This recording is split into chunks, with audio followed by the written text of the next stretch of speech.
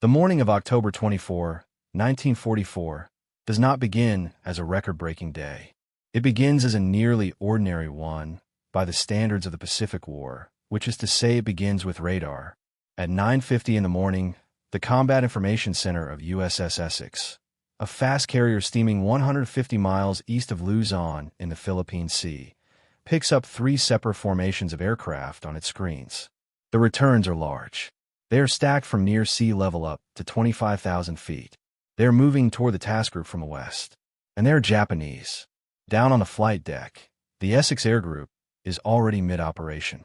Dive bombers and torpedo planes are being spotted for a morning strike. The carrier's last available fighters, 7 Grumman F6F Hellcats, are being moved into launch position. Commander David McCampbell, 34 years old, Air Group Commander of the Essex, reads the announcement that comes over the ready room speaker. All available fighter pilots, man your planes. He has been forbidden from flying today. Admiral Sherman told him so that very morning. McCampbell is too valuable. The Navy's leading ace with 21 aerial victories, the public face of Air Group 15, a man who cannot afford to be shot down over the Philippine Sea. The Admiral's instructions are unambiguous. McCampbell decides he is available and walks to his airplane. If this story is pulling you in, take a second to hit the like button and subscribe, and drop a comment telling me where in the world you're watching from. It means a great deal to know who's listening. The airplane is Minsi III, a dark blue F6F Hellcat, Bureau number 7143, with 21 small Japanese flag decals stenciled below the cockpit rail. The plane had not been scheduled to fly. The deck crew is still fueling it when McCampbell climbs in. The flight officer faces a choice: finish fueling or clear the deck. He clears the deck. Minsi III goes into the air with its main tank only half full. McCampbell and his wingman, Ensign Roy Rushing of VF-15, climb hard to the west. The other 5 Hellcats are directed toward the incoming bombers. McCampbell and Rushing are sent after the fighter escort. At high altitude, in the narrow band of sky between 2 masses of building cloud, they find what the radar showed them.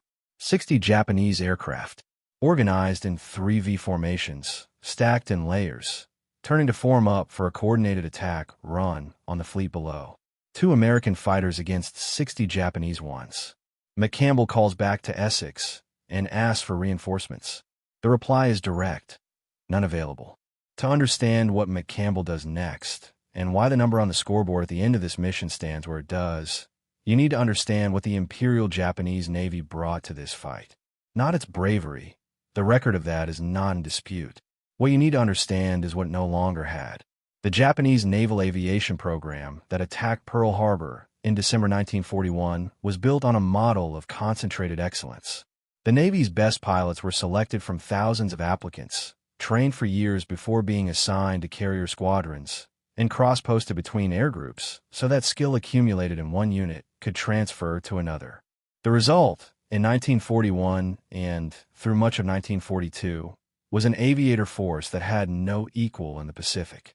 Men like Saburo Sakai and Hiroyoshi Nishizawa had combat experience measured in years, not months. Their aircraft, the Mitsubishi A6M0, could outmaneuver anything the Americans initially put against it. The problem was replacements. The Japanese training system was not built to produce pilots in volume. It was built to produce exceptional ones, slowly. When those exceptional pilots died, at Midway, at Guadalcanal, in the grinding attritional fights over the Solomon Islands, the pipeline behind them was nearly empty. Japan began the war with approximately 3,500 first-line naval aviators. By the summer of 1944, the survivors of that cohort could be counted in dozens. The men now flying the aircraft approaching McCampbell and rushing from the west had been rushed through abbreviated training programs, some with as few as 100 hours of flying time before reaching a combat squadron. In the technical post-war analysis, Japanese Navy records show the average pilot experience level in the mobile fleet's air groups by mid-1944 was a fraction of what it had been 2 years earlier. That gap in experience did not make them suicidal. It made them predictable. And predictable, against a man who had studied air combat as carefully as David McCampbell, was nearly as bad. McCampbell had not arrived at his record through any single dramatic moment. He was 34 years old in October 1944, which in the fighter pilot world of that war made him old. He had graduated from the Naval Academy in 1933, spent years in surface assignments and flight training before reaching a fighter squadron, and had watched a generation of younger aviators cycle through combat while he taught landing signals at Jacksonville. His first aerial kill did not come until June 11, 1944, over Saipan in a Zero at what the gunnery instructors would call textbook range. What the record shows about McCampbell's aerial technique is not acrobatics. It is gunnery. He was described by contemporary accounts and post-war historians as a shooter who conserved ammunition with a discipline that bordered on miserliness, who closed to ranges that most pilots considered uncomfortably short before firing, and who chose his angles with the patience of a man who understood that a burst at 300 feet from behind and below was not the same as a burst at 600 feet from the side. The 60 rounds he averaged per kill at the Battle of the Philippine Sea in June 1944 were about 1/6 of what a typical fighter pilot expended per confirmed victory. What he is carrying into the fight on October 24 are 650 caliber machine guns, approximately 1,800 rounds total, a fuel load that is already restricted before the engagement begins, and the one wingman the Essex could spare. The Japanese formation is flying in a standard defensive V versus. The fighters are covering the bombers from above and behind. McCampbell watches from altitude until the formation tightens, the moment when pilots in a large, loosely organized group begin to compress toward their neighbors in anticipation of an attack run. That compression, which is a natural defensive reflex, also makes each aircraft's next movement slightly more predictable. That is when he and Rushing go to work. McCampbell takes the rightmost Zero in the outer V. A short burst from behind and slightly below. The Zero begins to smoke, then falls.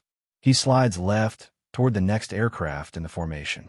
The Japanese pilots around him do not immediately scatter. They are watching their instruments, watching the ships below, waiting for the command to attack. A formation that size does not respond instantly to one aircraft going down on its flank. There is a half-second delay between what one pilot sees and what the rest of the formation understands. McCampbell uses that delay as a firing lane. He moves through the formation from right to left, picking aircraft one at a time, firing short bursts, breaking off before return fire can organize, climbing back to altitude, and re-entering from a different angle. Rushing is doing the same on his own side of the formation. The Japanese fighter pilots are not incompetent. They're trying to engage, trying to warn the bombers below. But their response is fragmented, uncoordinated. A Zero that breaks right to engage McCampbell exposes itself to Rushing. A Zero that climbs to gain angle on Rushing slides into McCampbell's gun sight. The two Americans have not planned this as a coordinated tactic in any formal sense. What the record shows is that they have simply done this long enough to know, without communicating it explicitly, how the other one will move.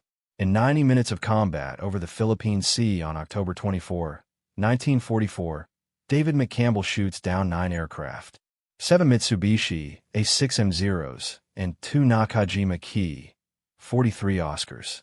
Roy Rushing shoots down 6. 15 Japanese planes out of 60 fall to 2 Hellcats before the formation breaks off and turns back toward Luzon. Not one of those 60 aircraft reaches the fleet below. The number has to be held against the context in which it was produced. By October 1944, the United States Navy had developed the Grumman F6F Hellcat into something very close to the ideal machine for what McCampbell was doing above the Philippine Sea. The Hellcat was not beautiful. It was wide, heavy, and ungainly on the ground, a working aircraft rather than a showpiece. Its Pratt & Whitney R2800 double Wasp engine produced 2,000 horsepower, which gave it a top speed of 380 miles per hour at altitude, a climb rate that outperformed the Zero at medium and high altitudes, and a capacity to absorb battle damage that Japanese pilots consistently found unnerving. The Zero, designed under strict weight limits that left no room for armor plating or self-sealing fuel tanks, tended to catch fire when hit. The Hellcat could take strikes in places that would have destroyed a Zero and bring the pilot home. The 650 caliber machine guns in the Hellcat's wings carried a collective rate of fire that could put a lethal weight of metal through an aircraft's engine or fuel system in under a second of sustained trigger pressure. McCampbell's documented preference for firing at close range, under 300 feet in several of his confirmed kills, meant that each burst was concentrated, accurate, and short. It also meant that Minsi III's ammunition load, already limited by the press of the launch, stretched across 9 engagements. When he and Rushing finally break off and turn east toward the fleet, McCampbell's fuel state is critical. His guns are empty.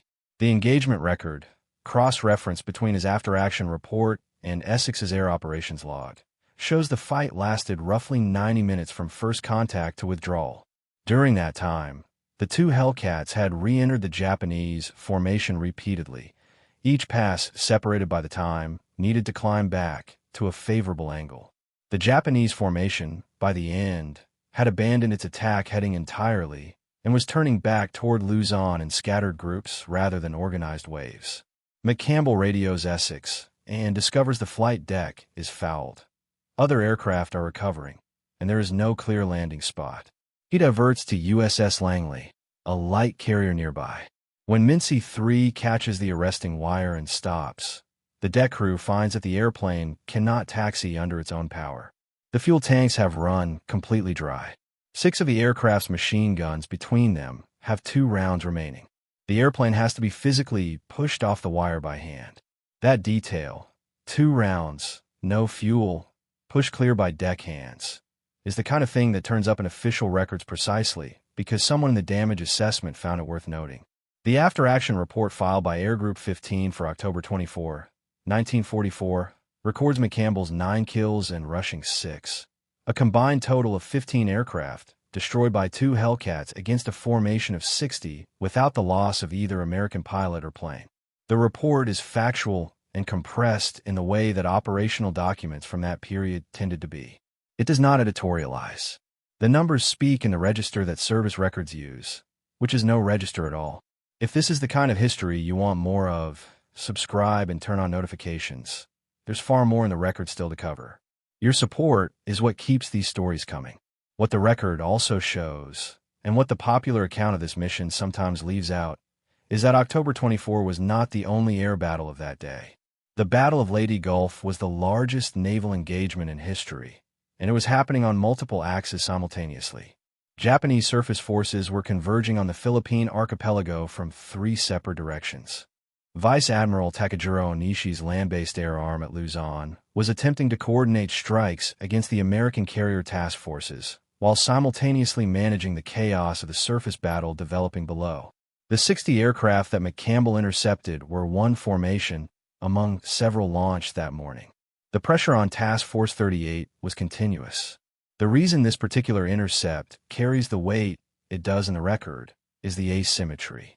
2 aircraft, 60 inbound, 15 destroyed, 0 losses, 0 bombs or torpedoes on American ships from that formation. For the Japanese side, the losses on October 24 extended far beyond the aircraft McCampbell and Rushing shot down. By the end of the day, American carrier aircraft had destroyed or driven off the bulk of Vice Admiral Onishi's air strength over Luzon. The surface battle was developing catastrophically in multiple sectors. The light carrier Princeton, struck by a single Japanese bomber that morning, sank that afternoon. The only American carrier lost at Leyte Gulf, hit before McCampbell's intercept, not after. The formations that got through the American Combat Air Patrol did their damage early. The formations that didn't get through included the 60 that McCampbell met at altitude. The Japanese air commanders filing their own reports that evening were writing a different kind of document. Their losses for October 24 across all sectors were severe. The precise records were not always kept with the same fidelity on the Japanese side by this point in the war. The administrative apparatus behind the Imperial Navy's Aviation Corps had been under sustained strain since Midway, and by October 1944, it was operating on margins that made complete documentation difficult. What the post-war combined fleet records do show is that the land-based air units at Luzon that contributed aircraft to the October 24 strikes were not reconstituted as effective offensive forces in the weeks that followed. The well had run nearly dry.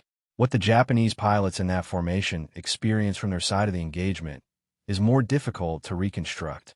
No after-action accounts from surviving aircrew of that specific formation appear in the translated records that were available to post-war analysts. What the broader Japanese operational record from October 1944 does contain is a pattern of aircrew reports describing American fighter interceptions at high altitude as increasingly difficult to predict or counter. The Hellcat had been in Pacific combat long enough by this point that Japanese pilots had developed a specific wariness of it, particularly at altitude where the Zero's superior low-speed maneuverability counted for less. But wariness without the experience to act on it effectively was not the same as capability. The pilots McCampbell and Rushing fought that morning had been trained to reach the fleet. Reaching it, against two Hellcats working in the coordination that comes from months of shared combat flying, proved to be the problem they could not solve. McCampbell flew again that afternoon. The record shows 2 additional sorties on October 24, and his aerial victory log credits him with no further kills that day. By the time the fleet engagement resolved across its multiple simultaneous battles over 3 days, McCampbell's total for the war stood at 34 confirmed aerial victories, a figure that made him the United States Navy's all-time leading ace and the 3rd highest-scoring American pilot of the Second World War. He was awarded the Medal of Honor in January 1945. President Roosevelt presented it personally. The citation covers both the June 1944 Turkey shoot, where McCampbell destroyed 7 aircraft in a single day, and October 24, where the citation language describes him as having intercepted and attacked a formation of 60 hostile land-based craft assisted by but 1 plane. The phrasing in the citation is deliberate and exact in the way that Medal of Honor citations are required to be. Every word was reviewed. The number 60 appears in the official document because 60 is what the records support. McCampbell survived the war. Air Group 15 was relieved from Essex in November 1944 after 7 months of combat operations in the Pacific. During that deployment, the group was credited with destroying more than 600 Japanese aircraft in the air and on the ground, sinking or damaging more tonnage of enemy shipping than any other carrier air group of comparable size and duration. They were called the Fabled 15, a name that came from their own pilots rather than from public affairs officers, which is usually how names that stick actually originate. Minsi III was not among the aircraft that came home. The Hellcat was lost in a deck accident in December 1944, flown by another pilot. The aircraft that had carried McCampbell through his greatest day was gone before the war ended. What remained was the bureau number in the maintenance records, the after-action report in the operational files, and the 9 flag decals that had been stenciled below the cockpit before the mission that added 9 more. There is a photograph taken on the flight deck of USS Essex on June 23, 1944. McCampbell is standing on the starboard wing root of a Hellcat beside Vice Admiral Mark Mitcher, commander of Task Force 58. Mitcher is wearing his khaki uniform and the flat-brimmed lobsterman's cap he wore throughout the Pacific campaign. McCampbell is in flight gear. Between them, displayed just below the canopy rail, are 19 Rising Sun decals. The photograph was taken 4 days after the Turkey shoot, when McCampbell was already the leading naval ace in the United States Navy. The photograph from October 24 is different. No admiral. No pose frame. McCampbell is on the deck of Langley, having just climbed down from a Hellcat that had to be pushed clear of the wire because there was no fuel left to taxi it. He is holding up 9 fingers. The image has the quality of something taken quickly by whoever had a camera before the moment passed. The 9 fingers are the count. That is the whole of the caption. What those 2 photographs trace, taken together, is the arc of a man at the precise peak of his capacity operating inside a system that had matured to the point where that capacity could be fully used. By October 1944, the United States Navy in the Pacific had solved most of the problems that had made the early war so costly. It had the aircraft. It had the training pipeline. It had the radar, the fighter direction officers, the combat information centers aboard carriers that could vector interceptors toward incoming formations at ranges that gave pilots time to climb to altitude before engagement. Lieutenant John Connolly, Essex's fighter direction officer on October 24, is named in several accounts of the intercept as the man who put McCampbell and Rushing on the correct vector. A fighter direction officer who gives a pilot the wrong altitude or the wrong heading wastes everything that follows. Connolly gave McCampbell the right one. The system that produced October 24, 1944, was built from the losses of 1941 and 42.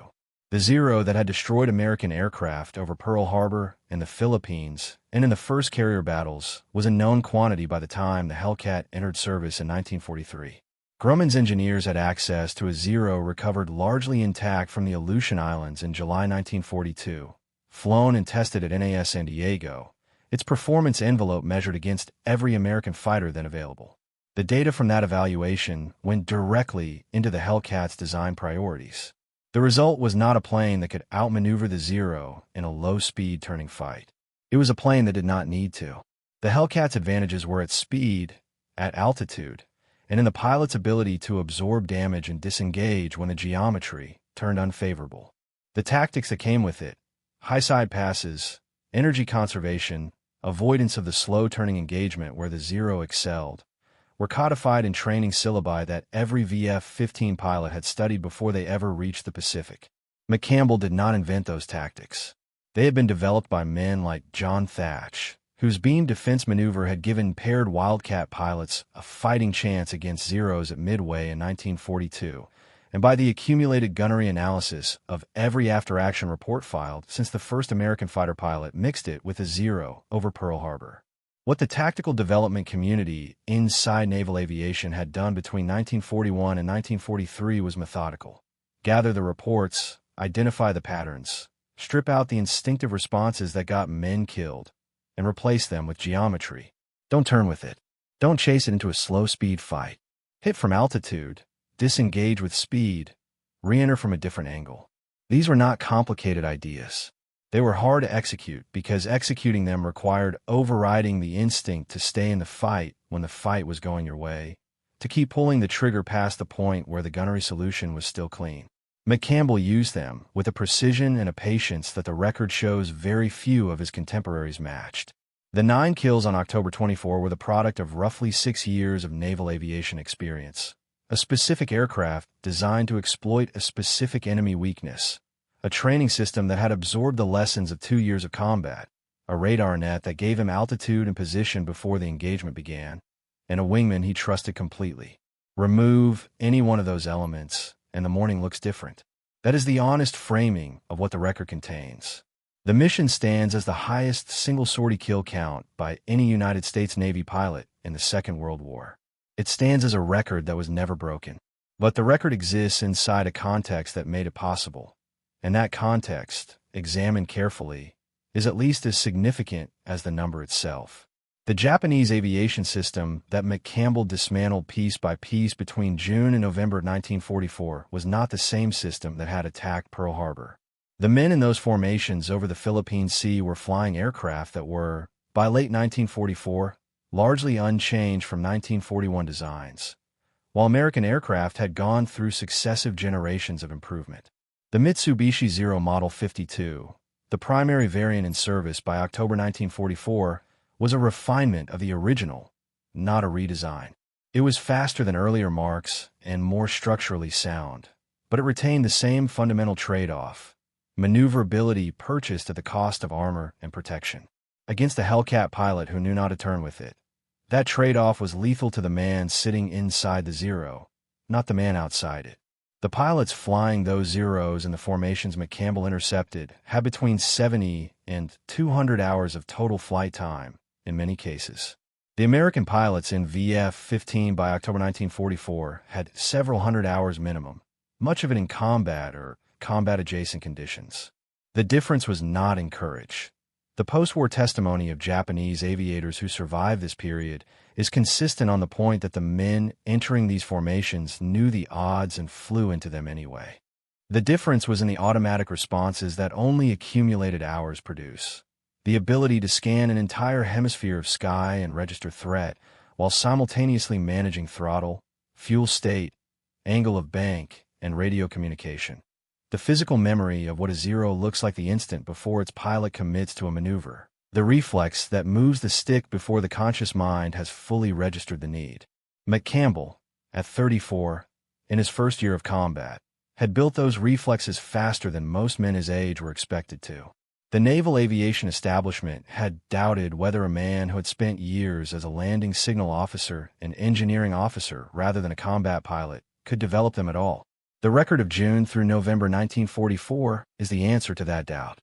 He came home in November 1944 aboard a transport, not a carrier. Air Group 15's deployment was finished, the group itself rotating off Essex to make room for a fresh air group. McCampbell was transferred to Naval Air Station Oceana in Virginia, where he spent the remainder of the war in training and administrative roles. The Navy did not want its leading ace flying combat missions with the record still to protect, and the war not yet won. He flew no further combat missions. The war in the Pacific ended in August 1945 with his total unchanged at 34. He was present at no surrender ceremony. He was at a desk in Virginia when the signal came through, the same as thousands of other men who had done what was asked of them and were waiting for the accounting to close. McCampbell stayed in the Navy. He commanded air groups and naval stations through the 1950s, reached the rank of captain, and retired in 1964 after 31 years of service. He did not write a memoir. The accounts he gave most often in interviews were measured and technically specific in the way that pilots who have survived sustained combat tend to be, focused on aircraft performance, on angles, on what the instrument showed at the moment of each shot. He spoke about the kills in terms of firing solutions and fuel consumption rather than in the language of triumph. Reporters who interviewed him in the years after the war frequently noted that he seemed more interested in the gunnery arithmetic than in the narrative. His comment after the turkey shoot in June, recorded by a correspondent aboard Essex, was a single sentence. "I had a job to do. Clear the sky." The 9-kill record from October 24, 1944, was confirmed by Roy Rushing's witness account and by the gun camera film recovered from Minsi III after the mission. The film shows the targets. It shows the ranges. It shows the gun flashes and the debris. What it does not show, because gun camera film never does, is the fuel gauge sitting hard against the empty peg, or the 2 remaining rounds that the armorer found when he opened the gun bays on the deck of Langley. Those details are in the maintenance record, in the after-action report, in the annotations that the Essex Air Operations officer added to the squadron log before it was filed. The Langley, the carrier that recovered McCampbell when Essex's deck was fouled, was herself a converted vessel, a former light cruiser hull that had been redesigned as a carrier after the losses of the early Pacific War forced a faster expansion of the fleet's air capacity than new construction could provide. She was not the ship anyone would have chosen to land on. She was the ship that was there. The flight deck crew on Langley that morning did not know, when they saw the Hellcat come in on final approach from the west, that the man in the cockpit had just shot down 9 aircraft. They knew he was coming in without fuel because there was no engine roar on the approach, no throttle adjustment on short final, just a dead-stick glide that ended when the hook caught the wire and the plane stopped moving. The deck crew pushed the plane clear. Someone with a camera took the photograph. The record closes. David McCampbell died on June 30th, 1996, in Riviera Beach, Florida. He was 86 years old. His 34 aerial victories remain the highest total of any United States Navy pilot in the history of naval aviation. The single mission record of 9 stands without revision in the official records of the Naval History and Heritage Command in Washington. It has not been approached by any American naval aviator since. The Hellcat that flew the mission does not exist anymore. The bureau number in the maintenance log is the only material trace. The 9 flag decals that would have been stenciled below Minsi III's canopy rail after the mission were applied to paint that was already gone by the time the war ended. What remains is the after-action report, the gun camera film in the National Archives, the Medal of Honor citation, and the photograph on the Langley deck. A man holding up 9 fingers in flight gear beside an airplane that had nothing left in it. Thank you for staying with us until the end. If what you heard here stayed with you, the other films on your screen carry the story forward. Subscribe if you haven't, and I'll see you in the next one.